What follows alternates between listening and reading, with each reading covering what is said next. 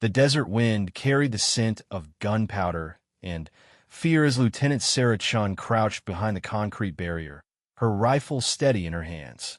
The abandoned warehouse complex stretched before them like a maze of death, with enemy fighters positioned in every shadow and corner. Her SEAL team had been pinned down for 3 hours, and the mission was falling apart. "Chun, we need to pull back," whispered Commander Jake Morrison through the comm system. His voice carried the weight of command and the bitter taste of potential failure. Intelligence was wrong about their numbers. "We're looking at 40 hostiles, maybe more." Sarah adjusted her position and scanned the building through her scope. The kidnapped American diplomat was somewhere inside that concrete fortress, and every minute they waited increased the chances of losing him forever. The terror cell had made their demands clear: withdraw all American forces from the region, or the diplomat dies on live television in 6 hours. "Sir, if we retreat now, they'll move him before we can regroup," Sarah responded, keeping her voice calm despite the chaos around them. Bullets sparked off the concrete above her head, sending chips of debris raining down on her helmet. The rest of the 8-man team was spread along the defensive line, each man a veteran of countless operations. Petty Officer Rodriguez had taken shrapnel in his shoulder, but remained in position. Chief Williams was coordinating with air support, though the enemy's surface-to-air missiles made close air support impossible. The team had trained together for 2 years, and Sarah had earned their respect through skill and determination, but this situation was testing everyone's limits. Morrison's jaw tightened as he studied the tactical situation. 3 separate buildings formed a U-shape around a central courtyard, with the diplomat believed to be held in the center structure. Enemy fighters had established overlapping fields of fire that made any direct approach suicide. 2 of their team members were already wounded, and ammunition was running low. "The approach routes are all covered," said Sergeant First Class Thompson, the team's demolitions expert. "They've got machine gun nests on the 2nd floor of buildings 1 and 3, plus rooftop snipers. It's a killing field out there." Sarah had been studying the compound for the past hour, noting patterns in the enemy fire and identifying potential weaknesses. Her background in urban warfare tactics, combined with her experience in similar operations in Syria and Iraq, gave her a unique perspective on the situation. She had grown up in a military family, with her father serving 3 tours in Vietnam and her grandfather fighting in World War II. The warrior tradition ran deep in her blood. "What about the drainage system?" Sarah asked, pointing to a series of grates visible along the base of the buildings. Intelligence mentioned underground maintenance tunnels connecting all 3 structures. Morrison shook his head firmly. "Too risky. We don't have blueprints of the tunnel system, and they could flood them or use gas. Plus, we'd be trapped underground if things go wrong." The radio crackled with updates from the command center. The terrorist deadline was now less than 5 hours away, and satellite imagery showed additional enemy vehicles approaching the compound. Time was running out, and the situation was deteriorating rapidly. Sarah closed her eyes for a moment, running through everything she knew about urban assault tactics. During her training at Coronado, her instructors had emphasized adaptability and creative thinking under pressure. She remembered her father's stories about Vietnam, where conventional tactics often failed and soldiers had to innovate to survive. "Sir, what if we create a diversion at Building 1 while a small team infiltrates Building 3? She suggested. "The machine gun nest there has a blind spot on the eastern wall. I've been watching their firing patterns, and there's a 30-second gap every few minutes when they reload and adjust position." Chief Williams looked up from his radio. "Air support is still 20 minutes out, and artillery is off the table due to the hostage situation. We're on our own until then." The weight of command pressed down on Morrison's shoulders. He had led successful operations across the Middle East and Africa, but this compound represented a tactical nightmare. The enemy had chosen their position well, turning the warehouse complex into a fortress that could hold off a much larger force. Rodriguez winced as he adjusted his position, blood seeping through the bandage on his shoulder. "Ma'am, I've been watching that eastern wall too. There's definitely a gap in their coverage, but it's only wide enough for one person, maybe two if they move fast." Sarah felt her pulse quicken as an idea began forming. Her small stature, which had sometimes been seen as a disadvantage in the male-dominated world of special operations, could actually be an asset in this situation. She was the smallest member of the team and the best at moving silently through urban environments. "Commander, give me Thompson and Rodriguez as the diversion team," she said, her voice gaining confidence.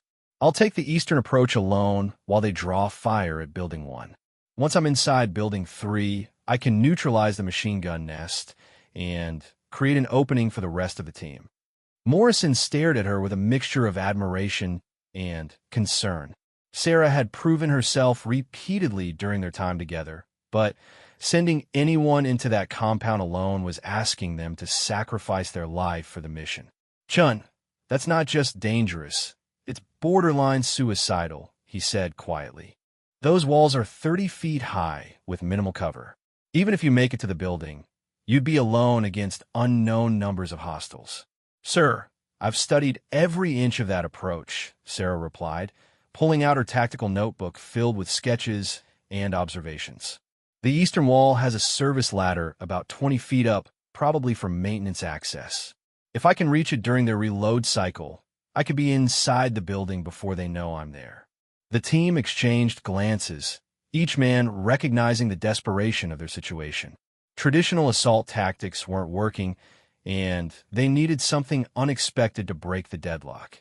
Sarah's plan was risky, but it offered their best chance of completing the mission. Thompson checked his equipment and nodded slowly. "If we hit Building 1 with everything we've got, we can keep their attention for about 10 minutes. But after that, they'll start looking for alternative approaches."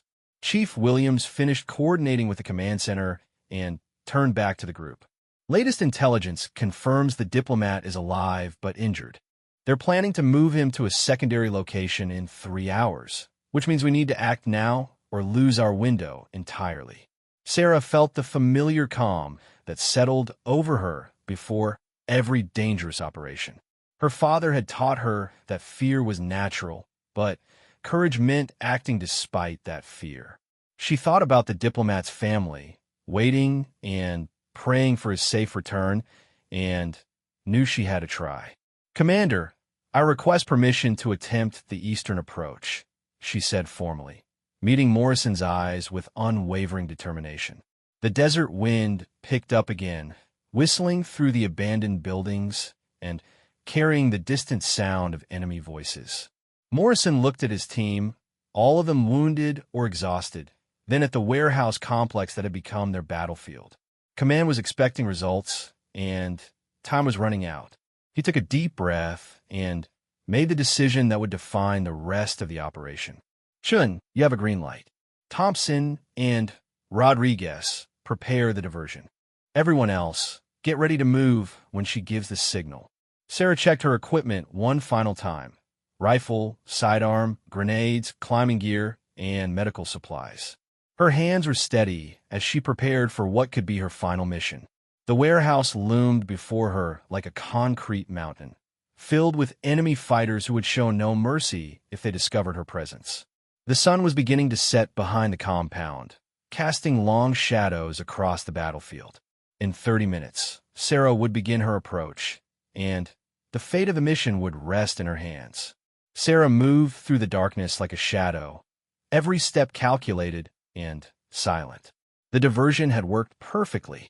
Thompson's explosive charges at Building 1 had drawn the attention of every enemy fighter, their muzzle flashes lighting up the night sky as they poured fire toward the SEAL team's position. The machine gun nest she had been watching was now focused entirely on the western approach, exactly as she had predicted. The eastern wall of Building 3 rose before her like a concrete cliff. Her heart pounded as she pressed against the rough surface, feeling for the maintenance ladder she had spotted through her scope. The metal rungs were old and corroded, but they held her weight as she began the dangerous climb. Every few seconds, she paused to listen for approaching footsteps or voices, but the chaos of the firefight masked any sound she might be making. 20 feet above the ground, Sarah found the service access she had been looking for. The metal grate was secured with a simple lock that yielded quickly to her bolt cutters. She slipped inside the building's ventilation system, crawling through the narrow shaft with her rifle strapped to her back.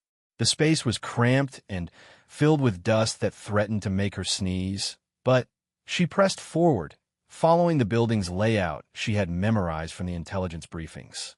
The sound of enemy voices grew louder as she approached the machine gun position. Through a ventilation grate, she could see two fighters manning a heavy weapon that commanded the entire western approach. They were young men, probably in their 20s, speaking in rapid Arabic as they coordinated their fire with other positions throughout the compound. One of them was wounded, with a bloody bandage around his left arm, but he continued operating the weapon with grim determination. Sarah carefully removed the ventilation grate and lowered herself into the room. The machine gunners were so focused on the battle outside that they never heard her approach. She moved with the precision of a trained predator, using her knife to neutralize both threats silently. The machine gun fell quiet, and she immediately signaled her team with 3 quick flashes from her infrared strobe. "Good work, Chun," came Morrison's voice through her earpiece. "We're moving to secondary positions. What's your status?" "Building 3 secured on this level," Sarah whispered back. "But I can hear movement above me. They've got more fighters on the upper floors." She began clearing the building room by room, using techniques perfected through years of urban warfare training. Each doorway represented a potential ambush. Each corner could hide an enemy fighter. Her training at the Naval Special Warfare Command had prepared her for exactly this type of close-quarters combat, but the reality of moving alone through a hostile building tested every skill she possessed. The second floor contained a communications center where 3 enemy fighters were coordinating the defense of the entire compound.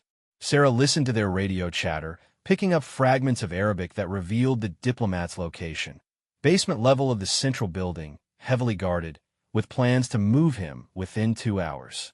The terrorists were growing nervous about the American assault and wanted to relocate their prize to a more secure facility. She eliminated the communications team and destroyed their equipment, cutting off the enemy's ability to coordinate between buildings. The radio traffic died abruptly, and she could hear confusion in the voices echoing through the compound as individual units lost contact with their command structure. Moving to the rooftop, Sarah found the sniper nest that had been causing problems for her team's movement. 2 enemy fighters with scoped rifles were positioned behind sandbags, taking careful shots at any SEAL who exposed himself. She approached from behind, using a flashbang grenade to disorient them before moving in for close combat. With Building 3 completely cleared, Sarah had accomplished something her team thought impossible. She had